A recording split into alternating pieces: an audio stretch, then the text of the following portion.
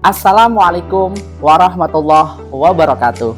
Salam bahagia Bapak Ibu Guru semuanya. Perkenalkan, nama saya Fika Rofiuddin Iza. Saya adalah guru kelas 5 di SD Negeri Nongkosawit 01 Kecamatan Gunung Pati, Kota Semarang. Sebagai seorang pendidik, saya berkomitmen untuk menciptakan pengalaman belajar yang penuh makna dan inspiratif bagi siswa saya. Oleh karena itu, melalui inovasi, metode, dan pendekatan pembelajaran yang berkesadaran, bermakna, dan menyenangkan, saya berupaya menjadikan setiap pembelajaran menjadi petualangan yang seru untuk memotivasi siswa untuk terus berkembang baik dalam aspek akademis maupun karakter.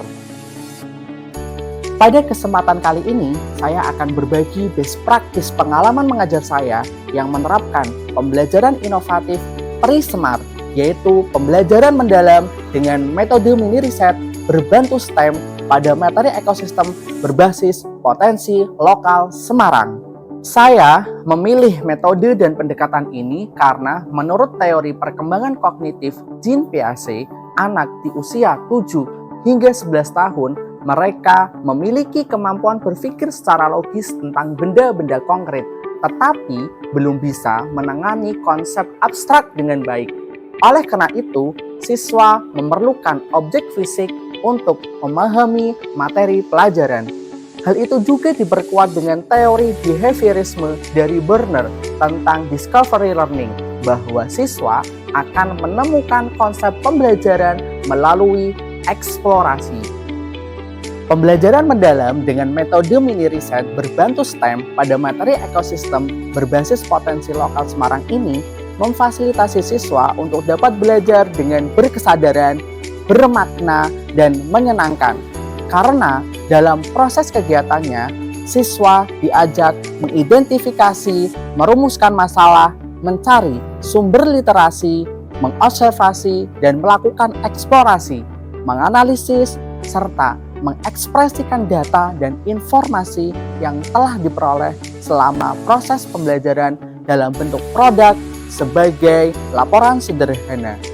Yang lebih menarik lagi, dalam pembelajaran ini saya mengkombinasikan metode mini riset dan pendekatan STEM, di mana dalam pendekatan STEM, siswa memanfaatkan pengembangan aplikasi Pri-Semar untuk mendukung proses mini riset dan dibantu diorama yang di dalamnya dilengkapi kode QR, augmented reality, virtual reality, dan platform pembelajaran Quizzes atau Background untuk melakukan pretest dan posttest.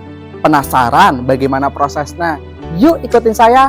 Sebelum kegiatan mini riset, saya mengajak siswa-siswi melakukan pretest melalui Quizzes atau Background yang sudah termuat di aplikasi Pri-Semar untuk mengecek dan menganalisis pemahaman awal siswa tentang ekosistem. Hasil dari pretest, nilai rata-rata siswa yang diperoleh yaitu 30,5.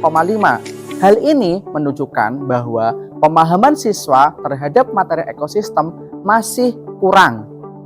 Selanjutnya, saya menyiapkan kelompok belajar dengan membagi siswa ke dalam 6 kelompok dan masing-masing kelompok mendapatkan LKPD untuk melakukan mini riset.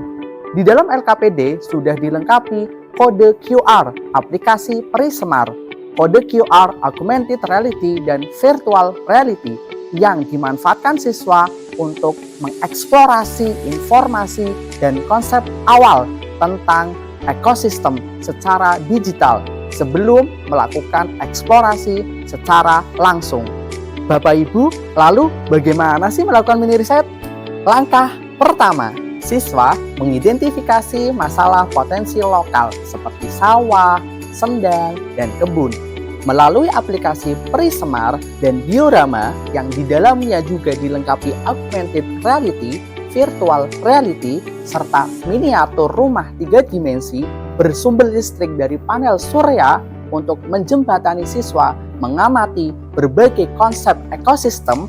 Kemudian siswa memilih topik mini riset sesuai kelompok masing-masing berdasarkan informasi yang telah diperoleh.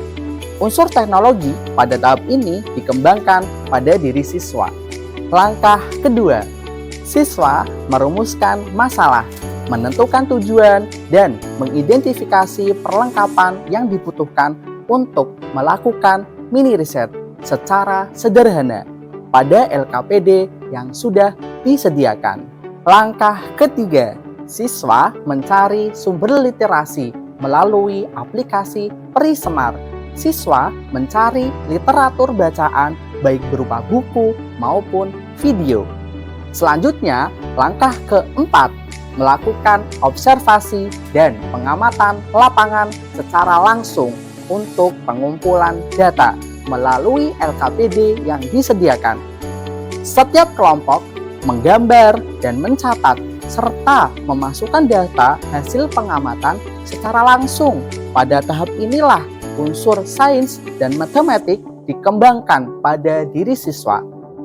Langkah kelima, hasil data dari pengamatan dianalisis oleh siswa. Kemudian, siswa membuat hasil analisis berupa laporan sederhana yang dapat diekspresikan sesuai kemampuan dan kesepakatan kelompok yang dapat berbentuk poster, presentasi dari Canva, peta konsep, atau bentuk lainnya. Disinilah diferensiasi produk dan unsur art yang dapat menambah kreativitas siswa. Pada tahap ini, siswa diajak untuk praktik membuat ekoenzim dari kulit buah sisa makan bergizi gratis sebagai aksi nyata cara menjaga ekosistem. Selain itu, dalam membuat ekoenzim ini, siswa mendapatkan pembelajaran karakter untuk peduli lingkungan dan membangun unsur engineering pada siswa. Pada tahap akhir, sebelum post-test dilaksanakan, saya melakukan penguatan dengan melalui media diorama ekosistem yang dilengkapi dengan QR kode, augmented reality, virtual reality tentang jenis habitat serta rantai makanan, beserta dengan rumah 3 dimensi yang bersumber listrik atau terpasang panel surya. Kegiatan ini menambah pemahaman siswa mengenai konsep menjaga ekosistem dari polusi dan pencemaran secara nyata. Hasil dari kegiatan mini riset berbentuk STEM yang memanfaatkan potensi lokal setelah dilakukan post-test menggunakan quizzes atau background, profil bernalar kritis siswa mengalami peningkatan dengan rata-rata yaitu 79,5. Profil peduli lingkungan siswa juga tergolong baik dan profil kolaborasi siswa menunjukkan sikap sangat baik. Pembelajaran mini riset ini membuat siswa lebih memahami konsep ekosistem dari pengalaman nyata. Mereka juga lebih peduli pada lingkungan sekitar.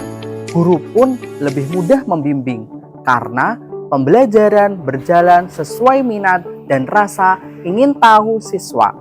Semoga best practice yang saya lakukan ini bisa memberikan kontribusi positif untuk menginspirasi para insan pendidik untuk terus berinovasi di dunia pendidikan.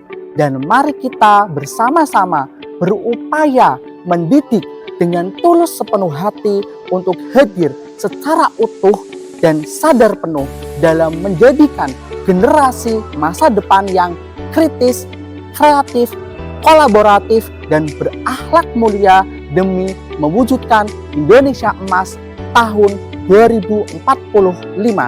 Sekian dari saya, semoga best practice ini bermanfaat dan ditunggu video best practice berikutnya. Sekian, wassalamualaikum warahmatullahi wabarakatuh.